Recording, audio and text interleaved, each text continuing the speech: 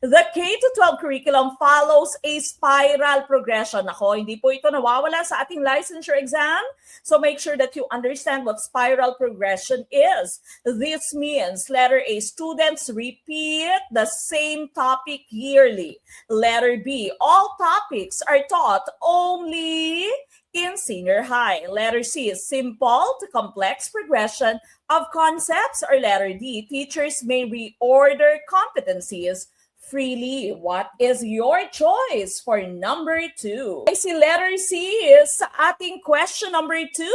So ano nga bang ibig sabihin ng spiral curriculum, no? Spiral progression na palagian po nating naririnig kapag ang pinag-uusapan po yung ating K-12 curriculum na siya pong fina-follow ng ating pong basic ed, no? Ng ating pong DepEd at the moment. And of course, no? Right choice po natin dito is letter C. Okay? So, mula sa simple papunta sa mas mahirap, no?